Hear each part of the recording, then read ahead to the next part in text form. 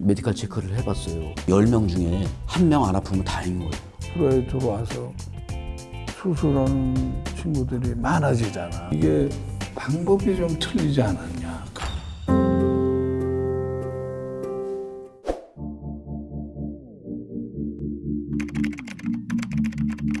그 스포츠 투아이라는 회사에서 야구 학교라고 하는 아카데미, 미국의 IMG 같은 그런 꿈을 가지고 만들었습니다. 그래서 슬로건이 즐겁게 배우자입니다. 그래서 어린 선수들에게, 리틀 선수들에게 올바르게 이렇게 야구를 가르쳐주고 그들이 건전한 정신으로 총명하게 자랄 수 있는 그런 장을 만들고자 해서 하는 거고요. 그들이 건강하게 무럭무럭 자라서 리틀 야구를 하고 그리고 또 국가대표를 되는 게 어떻게 보면 그들의 작은 소망이 아닌가 이런 생각도 해봅니다. 그 속에서 저는 어린아이들이 잘 자랄 수 있도록 부상당하지 않게, 그리고 지금 중학교에서 고등학교 올라가는 선수들에게는 파워를 갖다가 업그레이드 시키는 그런 트레이닝을 지금 하고 있습니다. 그래서 어린아이들이 많이 와요. 많이 와서 학교 끝나면 와서 막 놀고 가고 즐겁게 하는 게 우선이니까 안 다치고. 프로에 간 다음에 막 수술을 하는 그런 경우가 굉장히 많잖아요. 제일 안타깝죠. 네. 가장 큰 원인은 어떤 거라고 보세요? 글쎄요, 감독님, 어릴 때 너무 많이 해서 그렇죠. 뭐, 그죠? 잘못된 방법으로. 그걸 누가 올바로 또 잡아주는 것도 아니고. 그러니까 제일 중요한 게 이제 잘못된 방법. 그게 이제 제일 첫 번째 문제가 되는 거지. 네. 그러니까 과거에도 뭐 얼마나 그 투구수로만 따진다면 이제 뭐 강도야 뭐 어떻게 됐는지 뭐 알 수가 없겠지만 뭐 내가 직접 안 가르쳤으니까. 하지만 투구수로만 따지면 과거에 투수들이 뭐 많은 투구수를 던진 거지. 어마어마하게. 근데 그때 그렇게 뭐 오늘 뭐 선발로 나가서 뭐 던지고 있다가 뭐 하루 쉬고 그다음에 중간으로 나가서 던지고 막 그랬단 말이야. 맞아요. 예. 그런 시절이 뭐 82년 시작을 해서 한 15년, 네, 맞습니다. 20년 정도도 그렇게 갔을 거야. 그러니까 2000년도 들어서 조금 뭐 그 투수에 대한 걸 많이 그 변화가 왔지만 그 전까지는 뭐 지금에다 비하면은 뭐 엄청 많이 던진 거나 마찬가지란 그렇죠. 말이야. 근데 지금은 그렇게 적게 던지면서도 고장이 나니까 일단 부상을 당하니까 이게 방법이 좀 틀리지 않았냐. 그런 그렇다면 결국 가르치는 방법이 좀 틀리지 않았냐. 이렇게도 생각이 들고 그때만 해도 뭐 호심, 투심, 뭐 슬라이더, 커브 뭐 이런 정도인데 지금 뭐 이제 막 그 비슷한 볼인데도 슬라이더 여기에서도 뭐 커터니 뭐 포크볼에 또 뭐 스프리터 뭐 이런 게 막 같은 종류면서도 조금 변형된 거 이런 볼들이 많으니까. 그러니까 커브도 뭐 90년대 초반부터 뭐 파워 커브, 길게 떨어지는 뭐 슬로 커브도 같은 종류가 뭐 몇 가지 되고 하니까 그런 데서 빨리 고장 나는 거 아닌가 이런 생각이 자꾸 드는 거야. 그러니까 그 우리도 자꾸 이게 어디서부터 이게 시작이 돼서 어떻게 해야 되는지를 모르겠어. 이걸 어떻게 해야 되는가 이렇게 걱정들만 하는 거야. 누구나가 지금. 일단은 뭐 고등학교, 대학교 이제 졸업하고 프로에 들어와서 수술하는 친구들이 많아지잖아. 괜찮은 팔을 수술하는 거 아니잖아. 일단 아프니까 뭐 수술하는 거고 고장이 났으니까 수술하는 거지. 그래서 이제 그런 면이 지금 굉장히 문제가 되고 우리가 앞으로 연구를 해야 되는 과제다 이거지. 그 이제 저희 아들이 어느 날 야구를 한다고 그러더라고요. 그래서 초등학교 때. 그래서 방망이를 갖다 줬어요. 그랬더니 그걸 가지고 다니면서 막 이러다가 방망이 너 한번 스윙해봐. 그랬더니 아주 팍 이래요. 메이저리거야. 메이저리그. 너 어디서 봤어? TV에서 보니까요. 그렇게 해요. 그렇게 하면 안 돼. 아니요. 그렇게 하니까 홈런 치던데요. 그런 것들. 그러니까 감독님께서 말씀하신 잘못된 방법. 이런 것들의 노출. 그것이 참 문제가 아닌가 이런 생각도 해보고요. 그리고 그 나이에 맞는 파워를 구사할 수 있게끔 브레이크를 걸어주고 그것이 아마도 지도자들이 몫이 아닌가. 어린 친구들이 뭐 알겠어요? 공 빨리 던지 140, 150이래. 그러니까 그냥 마구잡이로 막 세게만 던지려고 하다 보니 그것도 하나의 그래서 문제가 다 아닌가. 단계가 있는 건데 네, 네. 서서 이렇게 올라가야 되는데 네, 여기서 갑자기 이거를 네. 자꾸 바르니까 네, 네. 그리고 요즘 애들은 중간 과정이 없어지는 거예요. 네. 그게 문제가 돼요. 성장을 하잖아요. 막 성장을 하는데 주로 초등학교 졸업하면서 중고등학교 때 확 크잖아요. 그러면 그때 벌써 리틀 야구 구장하고 중학교 올라가서 틀리듯이 힘의 차이도 있고 그리고 아직 성장도 안 했는데 막 공 막 던지고 막 치고 그런 데서 오는 여러 가지 원인도 있지 않을까 이런 생각도 해봅니다. 이 원인이 있어요. 예, 여러 가지 원인이 있는데 이제 그 중에 사실은 아까 감독님께서도 말씀하셨지만 아픔을 안고 와요. 제가 그 신입단 선수 입단하는 선수들을 메디컬 체크를 해봤어요. 주기적으로 계속 매년. 그 저희만 한 게 아니고 다른 팀도 한번 해봤거든요. 근데 10명 중에 1명 안 아프면 다행인 거예요. 이미 팔꿈치의 문제를 가지고 오고 어깨의 문제를 가져오고 와요. 근데 그 문제들이 어떻게 의학적으로 해결될 수 있는 상황들도 아니네. 아주 애매한 것들이 너무 많은 거예요. 이제 그것도 또 하나는 잘못된 방법이 또 거기에 포함되어 있는 거죠. 근데 그걸 갖다가 이래라 저래라 해도 또 안 되잖아요. 그런 것들. 그래서 어릴 때부터 잘 던지더라도 잘못된 방법으로 던지는 것은 오래 가지 못한다. 그것이 좀 하나의 안타까움이지 않는가. 이렇게 저는 그렇게 받아들였습니다.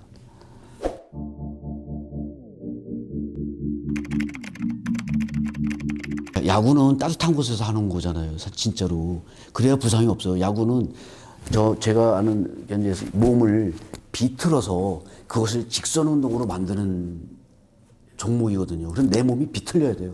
최대한 비틀렸다 팍 펴질 때 그 공이 직선화해서 쫙 가는 거거든요. 그러다 보면 관절에 얼마나 많은 무리가 가겠습니까? 근데 추운 데서 하게 되면 그래서 옛날에 러닝도 많이 한 거예요. 왜? 겨울에 추운 데서 하면 다치니까 땀을 내야 될 거 아니에요. 그러니까 미친 듯이 뛰는 거예요. 땀을 내야 그 다음에 내가 운동할 때 안 다치니까. 근데 그걸 잘못하고 사람들은 야, 왜 러닝 많이 뛰냐고 막 그럴 때도 있거든요. 그런데 그런 거 없이 따뜻한 나라로 감독님은 전지훈련을 선택하신 거예요. 얼마나 좋았는지. 미국 플로리다도 가서 했죠. 하와이도 가서 했죠. 예. 감독님 요즘에는 그 학교 진학하는 선수들은 3학년 뭐 중학교에서 고등학교 진학하는 선수들은 합류 안 하지 않습니까? 그죠? 그렇죠. 네네. 그것도 여러 가지 아주 좋은 제도인 것 같아요. 지금 야구 학교에 오는 친구들이 그런 친구들이거든요. 공을 안 만지고 근데 캐치볼은 해요. 좋은 그게 이제 제도라고 이제 표현을 할 수도 있는데 네네. 그러면서 이제 책임 회피야, 책임 회피해. 어? 그러니까 그 이전에 미리 합류를 해서 가서 무슨 사고가 나고 그러면은 그 책임을 누가 지는 거예요? 어? 서로 핑계를 댄단 말이에요. 그래서 뭐 중학교에서 고등학교 가는 것도 3월 달이나 돼야 뭐 합류를 한다고 그러더라고요.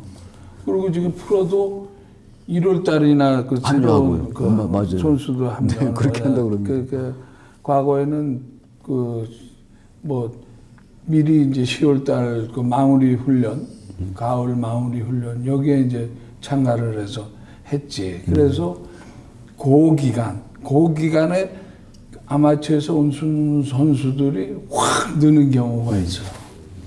뭐 체력 훈련 자체도 그렇고 뭐 투수 같은 경우에는 뭐 4, 5kg가 더 느는 경우도 있고 이런 게 있었는데 지금은 이제 딱 그 고정이 돼 있다고 몇 월 달에 합류, 몇 월 달에 합류 이렇게. 어떻게 보면 그것이 이제 약간의 모순일 점도 있겠지만 또 장점일 수도 있고 여러 가지 있습니다. 일장일단이 있는 거죠. 네네네. 이 추운 겨울에는 기술 훈련보다는 몸을 만드는 것. 그래서 어떻게 하면 야구 자체가 사실 어떻게 보면 파워 운동이잖아요. 그래서 그 몸을 만드는데 비중을 더 주는. 그래서 감독님께서도 항상 그랬어요. 야, 겨울에는 80%는 몸 만들기, 20%는 기술이야 하는 말씀을 많이 하셨거든요. 저도 거기에 적극 동감했었고요. 그래서 그 몸 만드는데 치중을 하는 것. 그래서 근육량을 늘리고, 그렇다고 지방을 끼우는 게 아니고 근육량을 늘려서 파워를 업시키는 것. 그것이 겨울에 중점을 둬야 될 사항들이 아닌가 이렇게 생각을 합니다. 자기 몸을 어떻게 잘 만드느냐 하는 거예요. 그러니까 그렇다고 해서 웨이트만 한다고 되는 게 아니거든요. 적절하게 잘 뛰어줘야 되고 심폐지구력도 길러야 되고 근육도 길러야 되고 그리고 균형 감각도 길러야 돼요. 특히 투수들 같은 경우 균형 감각이 무너지면 공 못 던져요. 컨트롤이 안 되는 거예요. 힘이 안 나요. 스피드가 안 나고. 그런 훈련들이 적절하게 이루어져야 돼요. 그러면 결국은 여기 있는 힙, 코어 이런 것들을 얼마만큼 잘 다룰 줄 아느냐 하는 트레이닝들을.